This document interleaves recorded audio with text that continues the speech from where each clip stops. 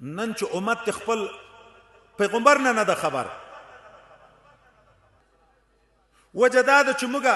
د دنیا په چاپیریال کې په داسې محیط کې راغلي یو چې د الله او د رسول د عشق خبرې نه اورو نه خپله مطالعه کوو نه اکثرو سره علم شته نه د داسې علماو په مجلسو کې شریکېږو چې هغه موږ د الله عشق ته د رسول الله عشق ته برابر کړي ګورئ داسې یو وارې مخکې غفلت راغلی چې خلکو قرآن پرېښی د قرآن علم یې پرېښی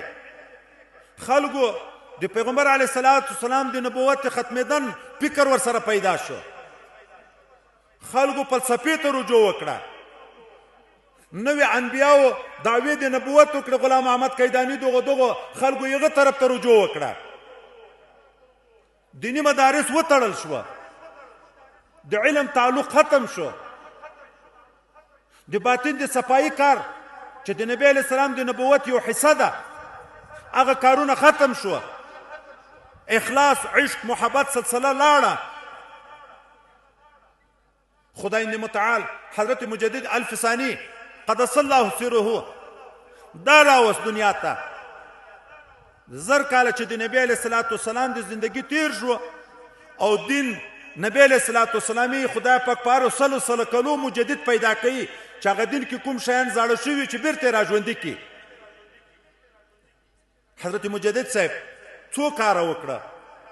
یو یې د مدرسو تاسیسونه وکړه په خپلو مخلصینو کې کوشش وکړه په هر ځای کې مدرسې جوړې کړې دوم عین د مدرسو سره د تزکیې کار چې دغه علماو روحانیت قوي شي باطن یې صفا شي د علم په حاصلولو کې د خدای رضا مطلب شي د فقه تعریف حضرت امام ابو حنیفه رحمه الله چې کوي معرفت نفس ما لها و ما علیها خو تصوف جزء د فقه عقاید فروع اخلاق درې سره مجموعه نوم فقه و حضرت حسن بصری ته څوک یې دا د فقهاو قول ده هغه ورته فقه پیژني انما الفقيه الزاهد في الدنيا اول شرط دا چې د دنیا محبت په پزړه کې نه البصیر بامور دینه د دین په امور کې به بصیرت تامه لري المداوم بعبادت ربه چې دوام کوونکی به په عبادت رب خپل باندې کوشش وکړو چې دغه علما سبا چې میدان ته زباسم اول د دې نیت صفاوي د علم ظاهر او د باطن د کوشش نه بعد دغه علماء داعین کړه تقریبا 80 داعیان عربو ملکونو ته ولېږل او په بری صغیر کې یو طرف ته بل طرف ته داعین ولېږل چې دغه د مدرسو ترغیب شروع شو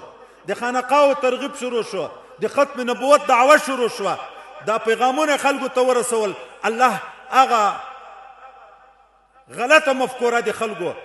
چې د رسول الله شان یې د ذهن وتلی و بیرته را ژوندی کړه د علم عزت وتلی و دیني علم بیرته را ژوندی شو د تصوف په سلسله بیرته را ژوندی شوه دا وختن بعد وختن همیش دپاره کفار دا حربي استعمالي چې د خلکو عقیدې خراب کړي د خلکو اخلاق خراب کړي د خلکو اعمال خراب کړي د دغه مخنیوی چې کېږي په داسې علم باندې کېږي چې دغه عالم په خپله د باطن د اخلاق حسنو چکتن وي ام د علم چکتن وي ام د نیک اعمالو چکتن وي داسې رهنما چې مخته شي بیا خدای پاک بیرته ستونزې حل کوي او الله تعالی یو اسلامي سلسله راولي نن الحمدلله د ډیرو کړاوونو د ډیرو حربو د ډیرو غلط مفکورو سره چې په افغانانو باندې مختلف قسم مفکورې مسلط شوې یو طرف ته روسیان مسلط شو بل طرف ته غربیان مسلط شو دغه کوشش وکړو چې د خلکو عقیدې خراب کړي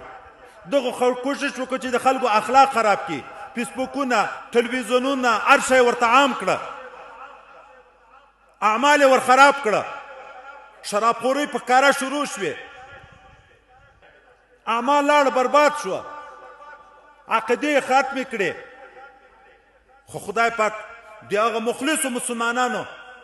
د هغه چا چې د چا په زړه کې عشق د الله او د رسول و د هغو د قربانیو په نتیجه کې د هغه نیکو علماو د تربیې په نتیجه کې د هغه نیکو اولیاو د تربیې په نتیجه کې داسې پاسداران د دین پیدا کړه چې الله تعالی هغو ته نصرت وکړو بیرته دلته یو خدای پاک یو اسلامي نظام راوست. نن الحمدلله تاسې دلته مثال ولید د رئیس الوزرا معین سره له مرضه دغه اسلامي جامعې ته د شپې په تکلیف باندې راغی تاسې سره شریک شو. د عالي تحصیلاتو وزیر تاسې ولید په دا توره شپه باندې دغه اسلامي محضر ته راغی اوس موږ رخصت کړه دوی ویل نه جګېږو دا یو نوراني مجلس ته چې دغه نه فیض واخلو.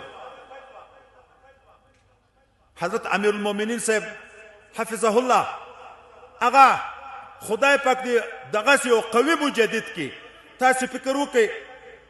په 34 ولایتونو کې جهادي مدرسې تاسیس کړې هغه د مجدد صاحب کارنامه یې شروع کړې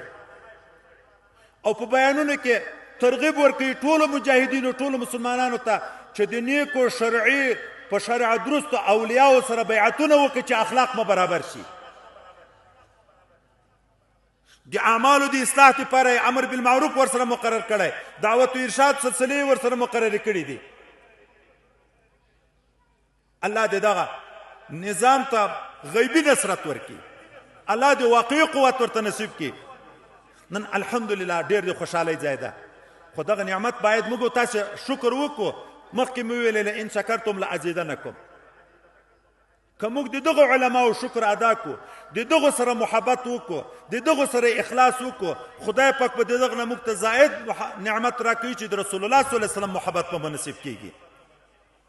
چې د رسول الله صلی الله علیه وسلم سره محبت وکړو بیا به الله زائد انعام په موږ کوي چې الله محبت به نصیب کیږي.